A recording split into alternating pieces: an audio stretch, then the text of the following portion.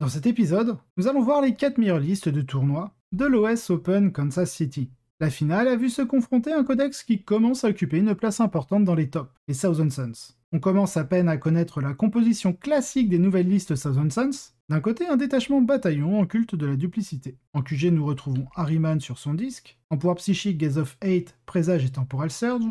En seigneur de guerre, un sorcier exalté sur son disque aussi. Avec la combinaison Tzinch Firestorm et Athenian Scroll, là aussi Doombolt en pouvoir, et en trait de seigneur de guerre, nous avons le Master Misinformator. N'oublions pas la petite amélioration Reati. Enfin, nous avons l'Infernal Master, avec en pouvoir psychique Temporal Surge. Au niveau des pactes infernaux, Glimpse of Eternity et Maléfique Maelstrom. En relique, l'Umbraléfique Crystal. En troupe, nous retrouvons 5 unités de rubrique marine. La première avec 6 rubriques marines, l'icône de flamme, l'aspirant sorcier avec Doombolt et le Warp Flame Pistol, les 5 autres rubriques en Warp Flamer. Pour ce qui est des 4 autres escouades, nous avons bien sûr l'icône de flamme et un pouvoir psychique à chaque fois différent. Pyrrhic Flux, Weaver of Fate, Glamour of Tzinch, ainsi que Kago Daimonic Curse. En élite, nous avons une simple unité de 9 scarabs occultes Terminator, avec un pouvoir psychique Temporal Surge, l'amélioration protégée leur permettant d'avoir un deuxième pouvoir qui est Empiric Guidance. Du côté des attaques rapides, nous retrouvons un Chaos Spawn, et plus étrangement, 2 unités de Tsangor Enlightened. Ensuite, nous retrouvons un détachement Vanguard en Chaos Demon. En QG, le Fate Skimmer, avec en pouvoir psychique Bolt of Change et Infernal Gateway, et en élite, 3 unités de 5 Flammeurs.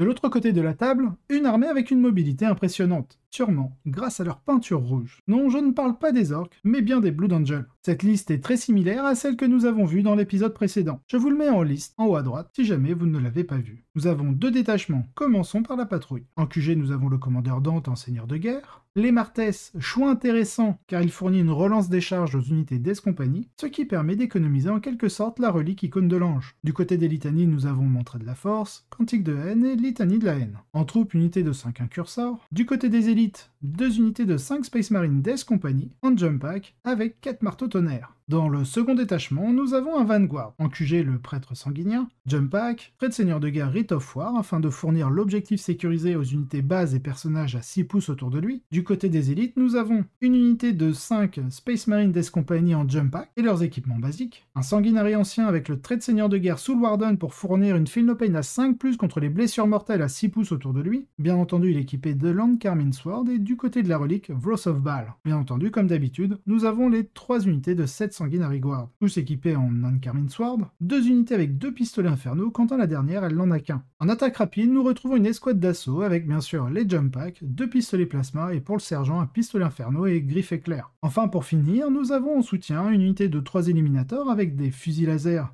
et le sergent, le Bolt Carabine Instigator pour pouvoir permettre le double mouvement, et on finit avec un Whirlwind en Castellan Launcher. Comme je l'ai écrit sur le Discord de Creative Wargame, petit clin d'œil à Fabrice qui se reconnaîtra, j'aime l'apport du Whirlwind dans une liste Blood Angel. Avoir une option pour neutraliser l'Overwatch et infliger un Fight Last, dans une armée de mêlée, ce sont des options très importantes. Cela demandera tout de même une certaine gestion des points de commandement. Je n'aime pas vraiment la composition de la 3ème unité de Death Company, que je trouve beaucoup trop légère, contrairement à la liste de l'épisode précédent, où l'unité était équipée de pistolets infernaux et épées énergétiques, la rendant ainsi plus impactante. Bref, passons à l'analyse du Showdown. Une deuxième apparition pour le combo Thousand Suns et les Flammeurs des démons du chaos. Bien que la liste de Mani soit construite très différemment de celle de Brett, celle-ci contenant plus de Flammeurs et de puissance de feu psychique, mais au prix de n'avoir qu'une seule grosse unité de mêlée sous la forme de Terminator Scarab. Cela rend l'armée assez adaptable dans sa façon de jouer, et les Unlightened Sangor méritent probablement une attention particulière en tant qu'unité qui semble améliorer la situation des Thousand Suns dans le metagame actuel. Ils sont bon marché et rapides, et vous offrent une ressource permettant de faire écran aux frappes en profondeur adverses, particulièrement dans un match-up miroir. Et parce que l'Engage on All Front est basé sur la force de départ dans Nephilim, ils peuvent marquer des points, tout en jouant leur rôle de sacrifice. D'autant plus qu'un Fate Skimmer qui se téléporte est également éligible, car véhicule. La liste de Zac, d'un autre côté, se construit sur des thèmes assez similaires à celle de Chris que nous avons vu dernièrement,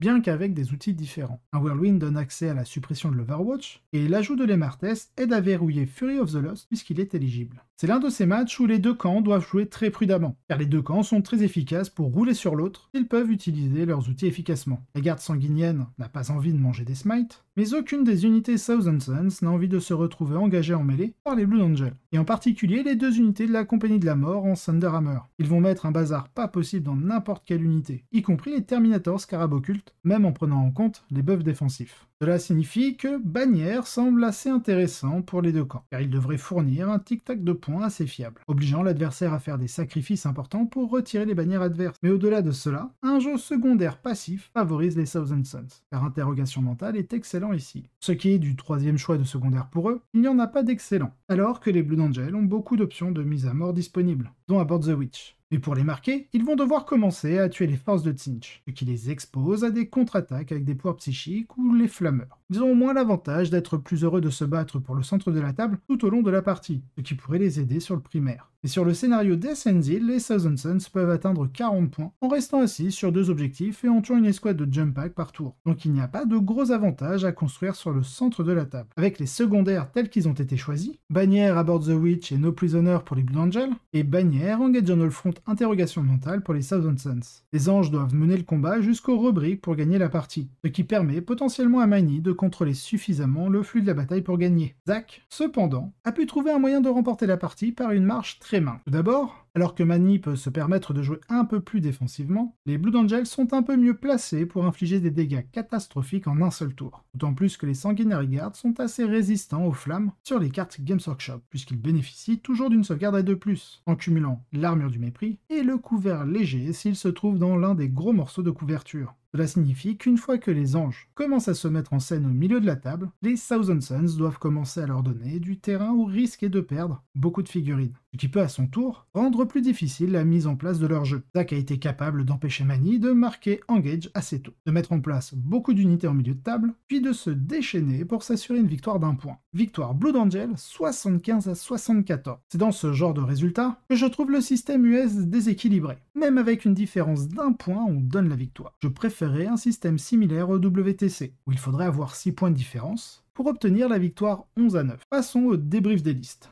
La première place, Zack Kerstetter et ses Blood Angels. Sa liste combine la mobilité, le punch, des secondaires décents et une sauvegarde de plus compatible avec l'armure du mépris sur l'une de leurs unités rapides clés, ce qui les aide à avoir un impact sérieux en ce moment. Et la construction de Zack est aussi particulièrement efficace sur le terrain de l'US Open, tirant un grand avantage à la fois des positions fortes de la Youth Games Workshop et des grandes empreintes des décors pour profiter du couvert léger. C'est formidable de voir les Marines s'imposer. Bravo à Zack pour cette victoire. À la seconde place, nous retrouvons les Thousand Suns de Mani. Comme nous l'avons vu lors du Showdown, il s'agit d'une version très flexible du plan Duplicité Chaos Demon, avec suffisamment de dégâts dans les phases de tir et psychique pour mettre le bazar chez ceux qui ne sont pas préparés, et avec un peu plus d'options pour les secondaires et le jeu de position que la moyenne. C'est l'une des meilleures constructions du moment, et je pense que nous allons en voir beaucoup au cours des prochains mois. En troisième place, nous retrouvons une liste Chaos Démon de Bren Simon. Elle est composée de 2 détachements. Commençons par la patrouille. En QG, nous avons le Seigneur de l'Ombre, Be'lakor. Seigneur de guerre, pouvoir psychique Betraying Shades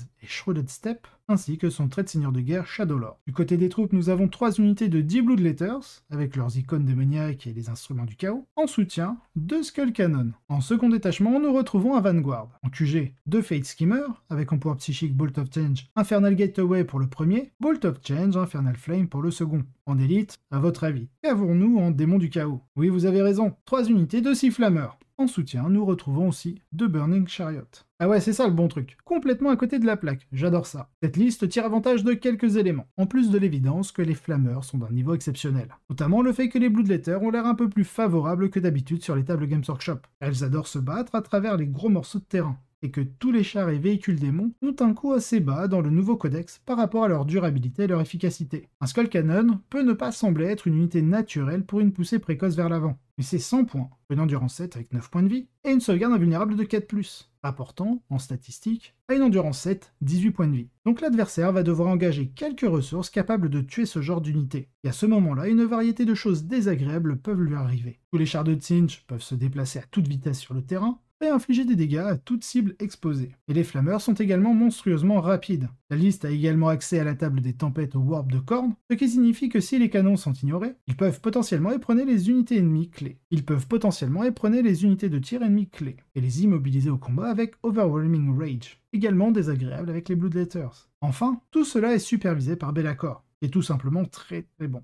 et suffisamment résistant pour exploiter tous les avantages que les outils de cette armée peuvent offrir. Cette liste est super cool, elle a l'air très puissante, et a l'avantage que les adversaires ne seront pas prêts pour elle. C'est vraiment excitant de voir quelque chose d'aussi unique dans un top 4 majeur. C'est génial de la part de Brent. Enfin, pour 4ème place, nous retrouvons le codex Tyrannide avec la liste Kraken de Dan Simmons. Dans le détachement bataillon, nous avons en nos slots une unité de 3 tirs en garde avec les Bioknout et Bone Cleaver, une unité de 3 zoanthropes avec un pouvoir psychique neuroparasite. Du côté des QG, nous avons 2 neurotropes, le premier en Catalyst Onslaught avec le trait de seigneur de guerre Direct Guidance pour le plus 1 pour toucher. Quant au second, on a Paroxysme et Crypt Psychique. Bien sûr, on n'oublie pas le tyran ailé avec ses glandes d'adrénaline, en pouvoir psychique Onslaught et Psychic Scream, en relique The Reaper of Obliterax, en trait de seigneur de guerre l'Adaptive Biologie pour la Feel No Pain à 5+, bien entendu, c'est notre seigneur de guerre. En troupe, nous avons une unité de 10 gargouilles, ainsi que 2 unités de 3 guerriers tyrannides. Toutes les deux équipées de la même manière, 3 Despitters, 3 Bioknout, 3 épées d'eau. En élite, nous retrouvons 2 unités d'un Pyrovore, ainsi qu'une unité de 3 Venomtropes. En attaque rapide, mon petit chouchou, le parasite de Mortrex, avec en trait de seigneur de guerre, Alien Cunning, fournissant l'objectif sécurisé et compte pour 5 figurines, ainsi que 2 unités de 5 Raveners, avec Despitters. Bien entendu, nous avons en soutien 3 Biovores, et en volant, une petite harpie avec ses Strangletorn Cannon, ainsi que l'adaptation physiologique Dermic Symbiosis. En fortification, nous retrouvons le Sporociste avec les 5 Despitters. Le Léviathan ayant finalement subi un coup dur, de nombreux joueurs de Tyrannide se retournent vers les autres points forts du codex, qui sont bien présents ici. Le nombre de blessures mortelles que les